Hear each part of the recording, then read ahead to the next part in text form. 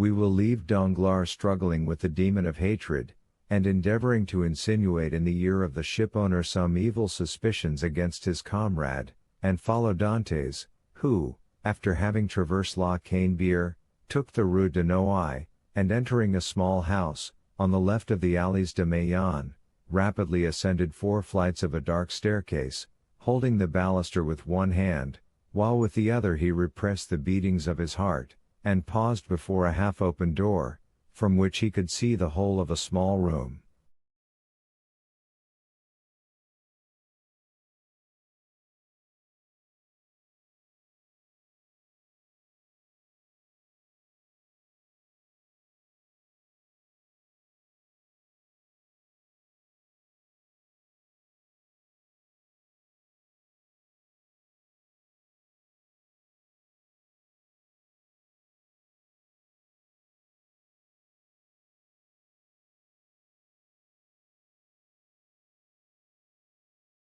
This room was occupied by Dante's father. The news of the arrival of the Pharaon had not yet reached the old man, who, mounted on a chair, was amusing himself by training with trembling hand the nasturtiums and sprays of clematis that clambered over the trellis at his window.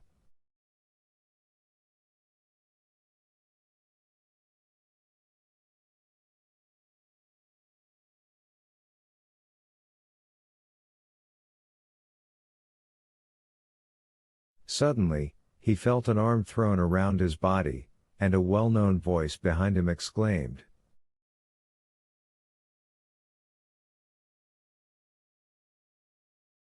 "Father, dear father!" The old man uttered a cry, and turned round. Then, seeing his son, he fell into his arms, pale and trembling.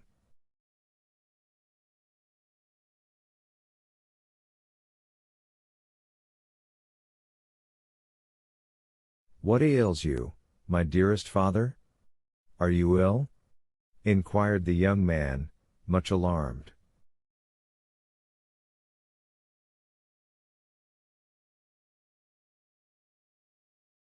"No, no, my dear Edmund, my boy, my son. No, but I did not expect you, and joy, the surprise of seeing you so suddenly, I feel as if I were going to die."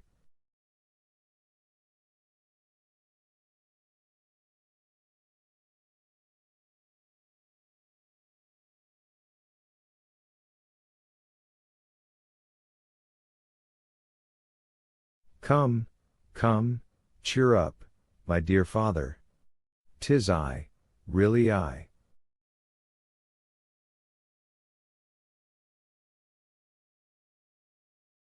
They say joy never hurts, and so I came to you without any warning. Come now, do smile, instead of looking at me so solemnly. Here I am back again, and we are going to be happy. Yes, yes, my boy, so we will, replied the old man, but how shall we be happy?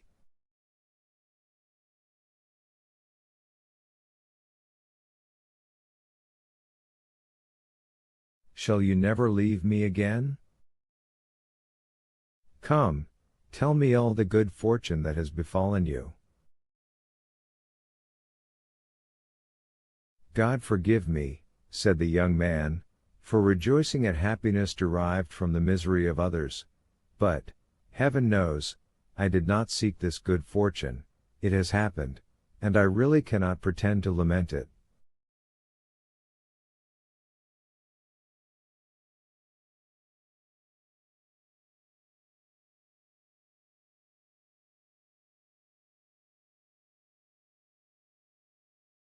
The good Captain Leclerc is dead, father, and it is probable that, with the aid of M. Morel, I shall have his place.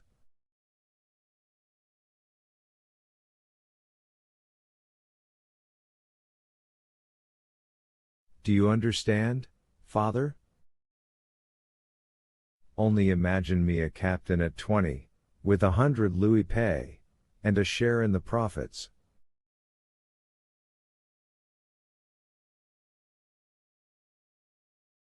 Is this not more than a poor sailor like me could have hoped for? Yes, my dear boy, replied the old man, it is very fortunate.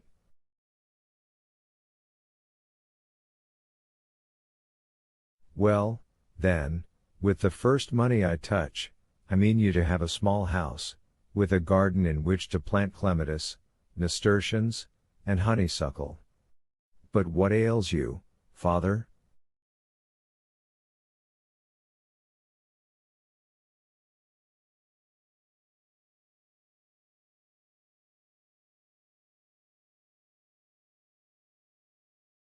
Are you not well?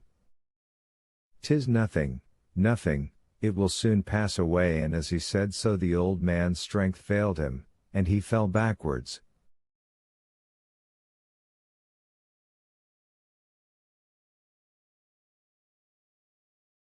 Come, come, said the young man, a glass of wine, father, will revive you.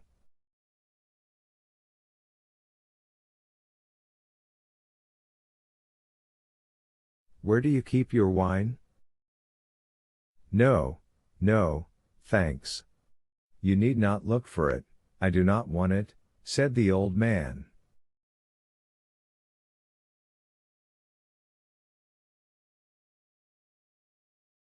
Yes, yes, father, tell me where it is, and he opened 2 or 3 cupboards.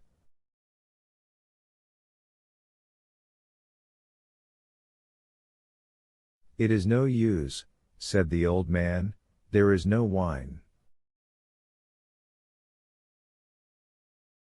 What, no wine? Said Dantes, turning pale, and looking alternately at the hollow cheeks of the old man and the empty cupboards.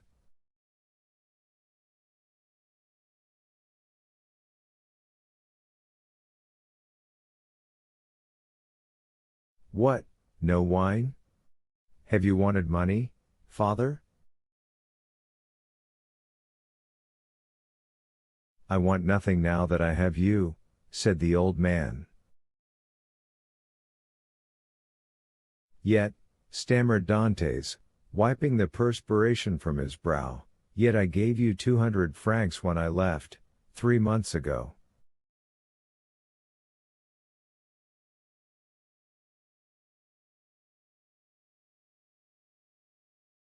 Yes, yes, Edmund, that is true, but you forgot at that time a little debt to our neighbor, Caderousse.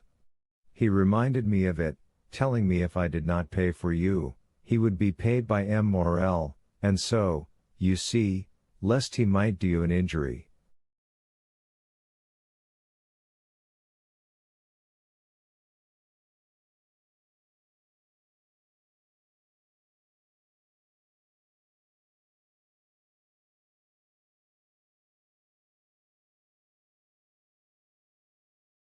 Well?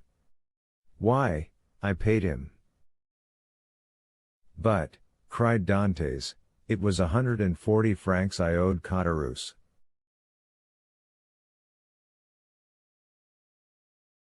Yes, stammered the old man. And you paid him out of the 200 francs I left you? The old man nodded. So that you have lived for 3 months on 60 francs, muttered Edmund. You know how little I require, said the old man. Heaven pardon me, cried Edmund, falling on his knees before his father.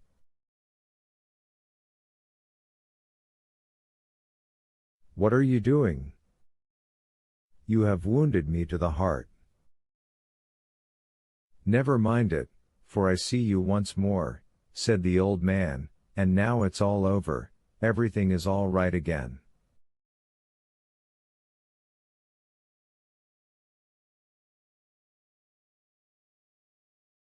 Yes, "Here I am," said the young man, "with a promising future and a little money. Here, father, here." He said, "Take this, take it, and send for something immediately."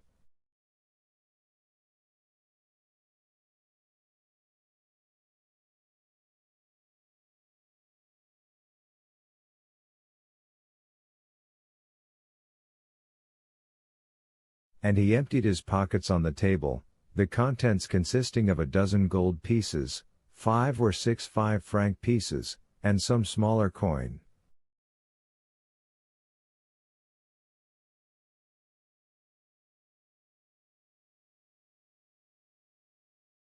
The countenance of old Dantes brightened. "Whom does this belong to?" he inquired. "To me, to you, to us." "Take it, buy some provisions, be happy, and tomorrow we shall have more."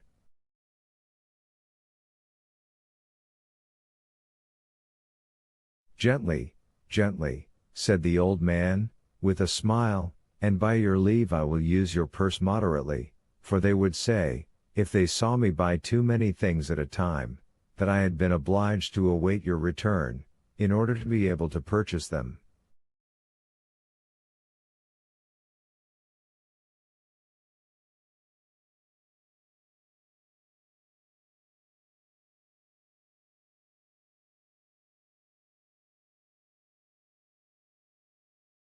"Do as you please, but, first of all, pray have a servant, father."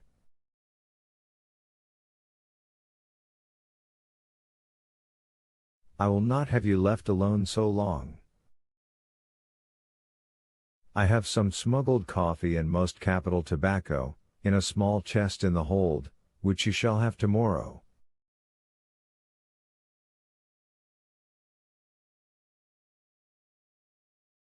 "But, hush, here comes somebody. 'Tis Caderousse, who has heard of your arrival, and no doubt comes to congratulate you on your fortunate return."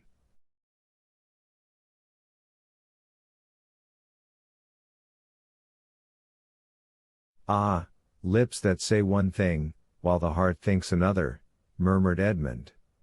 "But, never mind, he is a neighbor who has done us a service on a time, so he's welcome."